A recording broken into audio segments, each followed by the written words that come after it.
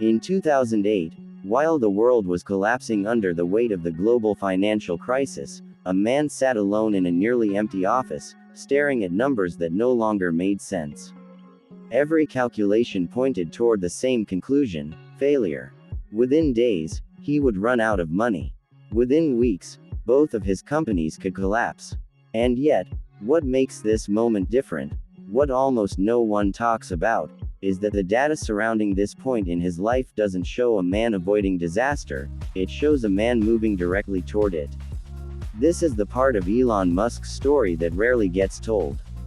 Not the success, not the innovation, but the pattern hidden beneath it all, a pattern so unusual, so counterintuitive, that it almost feels dangerous to understand.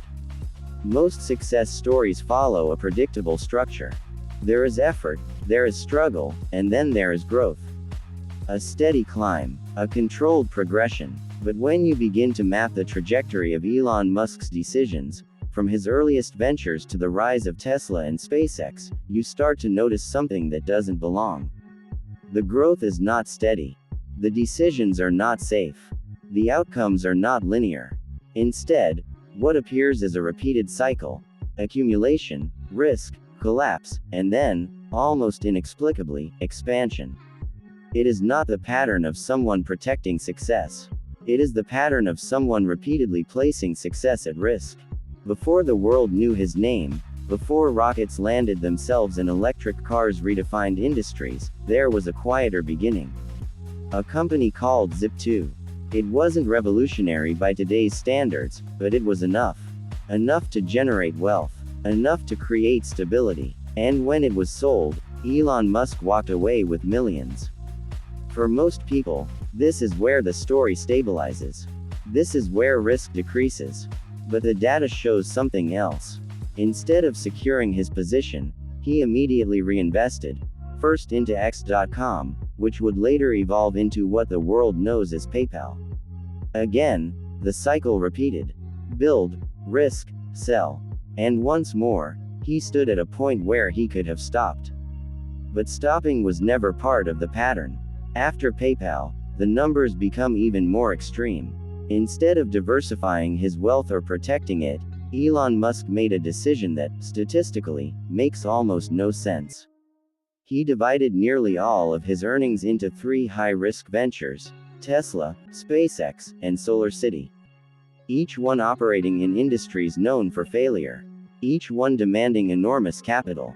Each one carrying probabilities that, according to traditional business logic, should have discouraged entry entirely. And yet, the data shows full commitment. Not partial investment. Not calculated exposure. Total immersion. This is where the pattern becomes visible. If you chart his financial exposure over time, something unusual appears.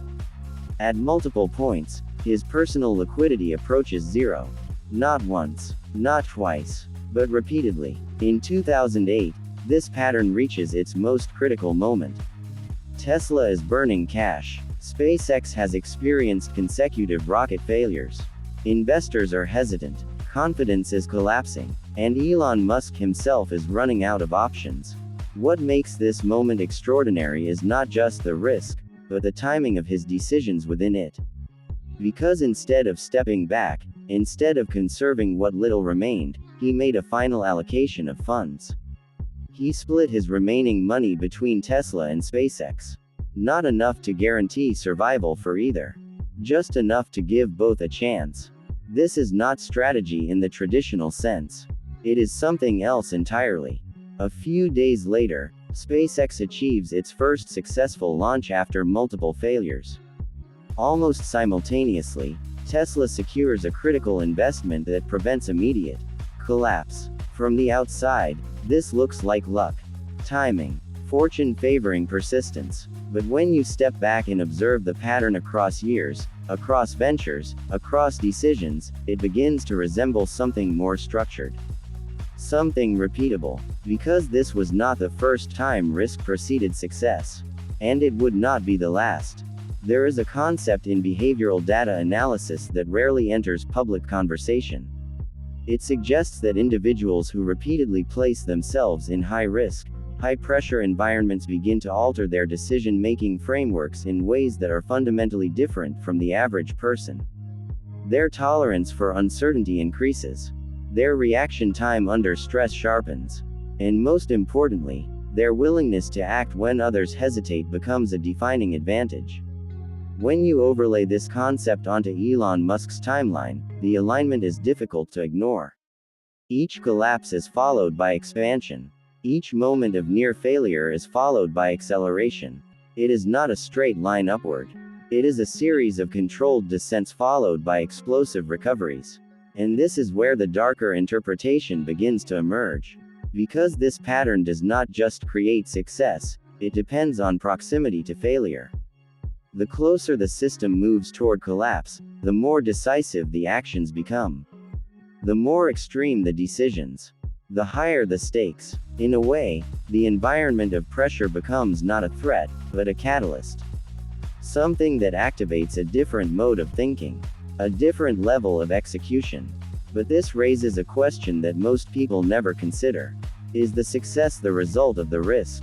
Or is the risk a necessary condition for the success? When Tesla faced production challenges years later, the pattern appeared again. Deadlines missed, targets slipping, public doubt increasing. Internally, the pressure intensified. And once again, Elon Musk moved closer to the problem instead of away from it, sleeping in factories, restructuring teams, accelerating timelines. From a distance, it looked chaotic, unstable, but within the pattern, it was consistent. Pressure followed by immersion followed by breakthrough. At SpaceX, the same cycle unfolded. Reusable rockets were not just a technological challenge, they were a financial gamble. Failure rates were high, costs were immense, but each failed attempt carried data. Each iteration refined the system. And eventually, the breakthrough arrived. Not as a sudden miracle, but as the result of sustained exposure to failure conditions that most organizations avoid entirely. This is the part of the story that rarely gets simplified into headlines. Because it is not easy to replicate. And it is not safe to follow. The data suggests that this pattern operates on a narrow edge. A space where risk is high enough to force innovation, but not so high that it guarantees collapse. A balance that is incredibly difficult to maintain. One miscalculation, one delayed response, one failed assumption, and the system does not recover. It breaks. Which is why most people never operate this way. They optimize for stability, for predictability, for gradual progress. But this pattern rejects all three. It embraces instability as a tool. It uses unpredictability as a variable. And it treats gradual progress as insufficient. There is another layer to this pattern that becomes visible only when you analyze decision timing. In multiple instances, Elon Musk's most critical decisions occur at points where external data would suggest inaction. Moments when the logical move would be to wait, to observe, to reduce exposure. And yet, the opposite occurs. Action is taken, resources are committed, direction is chosen. This suggests something deeper than risk tolerance. It suggests a different relationship with uncertainty itself. Most people require clarity before action. They wait for confirmation, for validation, but within this pattern, action often precedes clarity. Decisions are made in incomplete environments. And instead of waiting for certainty, certainty is created through execution. This is not intuitive, and it is not comfortable. But it is consistent, across ventures, across years, across outcomes. And when you begin to see it clearly, the narrative of success starts to shift. It is no longer about intelligence alone, or opportunity, or timing. It becomes about pattern recognition, and the willingness to operate within patterns that others avoid entirely. But there is a cost that rarely appears in data, but reveals itself in behavior. Extreme work hours, continuous pressure, public scrutiny, personal sacrifice. The pattern demands more than most people are willing to give. Not occasionally, but continuously. Which brings us back to the original moment.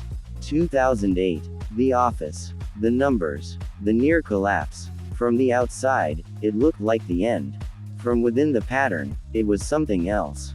A turning point, not because failure was avoided, but because failure was approached, engaged, and, somehow, converted. And that is the part of this story that remains difficult to accept. Because it challenges a deeply held belief that success is built on safety, on certainty, on control, but the data, at least in this case, suggests something very different. That sometimes, success is built on the edge of losing everything. And the real question is not whether this pattern works. The real question is whether it is a pattern worth following. Because for every system that recovers, there are countless others that don't. And the difference between them is often invisible, until it's too late.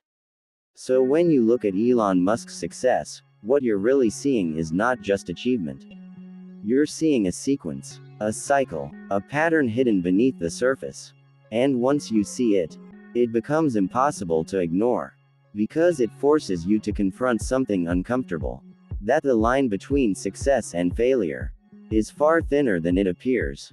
And sometimes, the only way forward is straight through the point where everything could collapse.